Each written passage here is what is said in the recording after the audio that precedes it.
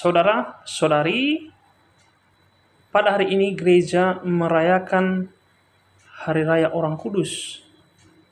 Baik mereka yang telah dikanonisasikan atau diakui gereja sebagai santa atau santo, maupun para kudus lainnya yang belum atau tidak dikenal. Gereja telah mulai menghormati santo dan santa dan martir sejak abad kedua. Hal ini terlihat dari catatan kemartiran Santo Polikarpus di abad kedua sebagai berikut. Para prajurit lalu menempatkan jenazahnya atau Polikarpus di tengah api. Selanjutnya kami mengambil tulang-tulangnya yang lebih berharga daripada permata yang paling indah dan lebih murni dari emas, dan menyimpannya dalam tempat yang layak. Sehingga setelah dikumpulkan, jika ada kesempatan, dengan sukacita dan kegembiraan, Tuhan akan memberikan kesempatan kepada kita untuk merayakan hari peringatan kemartirannya, baik untuk mengenang mereka yang telah menyelesaikan tugas mereka, maupun untuk pelatihan dan persiapan bagi mereka yang mengikuti jejak mereka.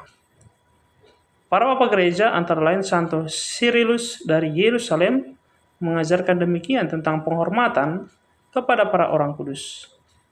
Kami menyebutkan mereka yang telah wafat. Pertama-tama adalah patriark, nabi, martir, bahwa melalui doa-doa dan permohonan mereka, Tuhan akan menerima permohonan kita. Pada awalnya, kalender Santo Santa dan para martir berbeda dari tempat satu ke tempat lainnya, dan gereja-gereja lokal menghormati orang-orang kudus dari daerahnya sendiri. Namun, kemudian pada perayaan menjadi lebih universal. Referensi pertama untuk merayakan para hari orang kudus terjadi pada Santo Efrem dari Syria.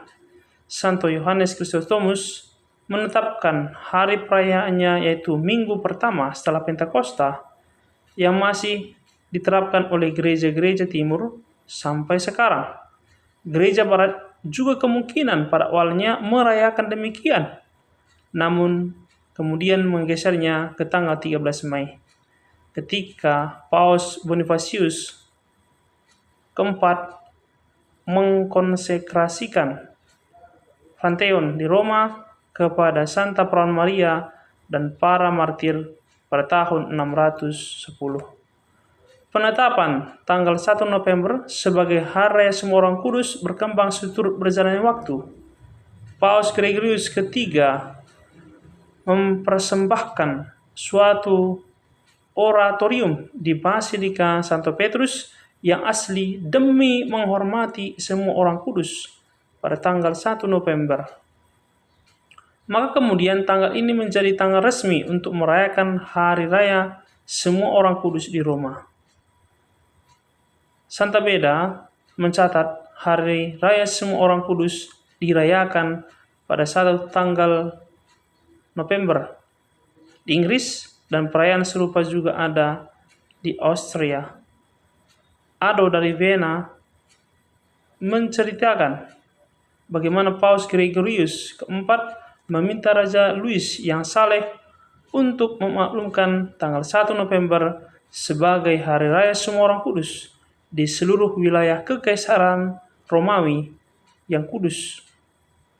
Buku Doa Misa dari abad ke-9 sampai ke-10 juga menempatkan Hari Raya Semua Orang Kudus dalam penanggalan liturgi pada 1 November. Pesta hari ini dirayakan untuk menghormati segenap anggota gereja yang oleh jemaat-jemaat perdana disebut persekutuan para kudus, yakni persekutuan semua orang yang telah mempercayakan dirinya kepada Yesus Kristus dan disucikan oleh darah anak domba Allah. Secara khusus, pada hari raya ini kita memperingati rombongan besar orang berdiri di hadapan tahta Allah, karena mereka telah memelihara imannya dengan baik sampai akhir pertandingan di dunia ini, sehingga mereka memperoleh ganjaran yang besar di surga.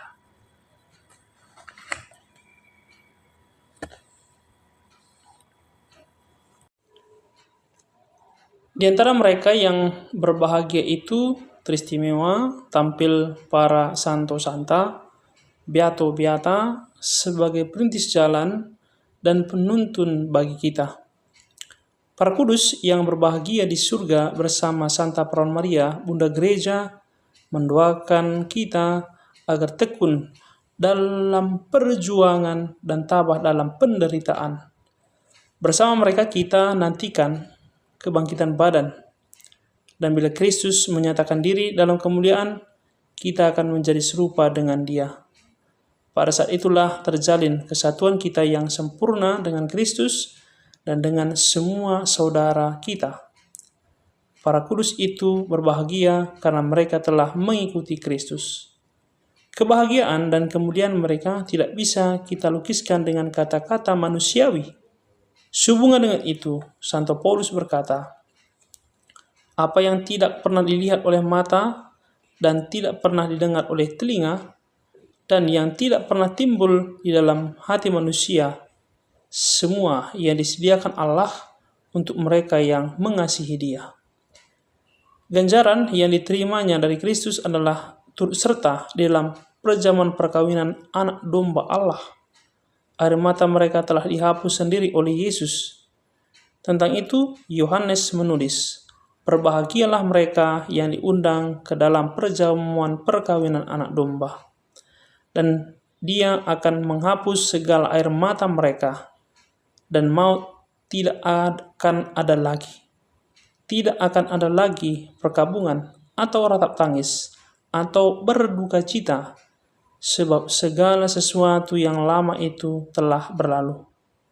Oleh sebab itu, kita mempunyai banyak saksi bagaikan awan yang mengelilingi kita. Marilah kita meninggalkan semua beban dan dosa yang begitu merintangi kita, dan berlomba dengan tekun dalam perlombaan yang diwajibkan kepada kita. Marilah kita melakukannya dengan mata yang tertuju kepada Yesus, yang memimpin kita dalam iman dan yang membawa iman kita itu kepada kesempurnaan, yang dengan mengabaikan kehinaan tekun memikul salib ganti sukacita yang disediakan bagi Dia yang sekarang duduk di sebelah kanan takhta Allah. Terima kasih.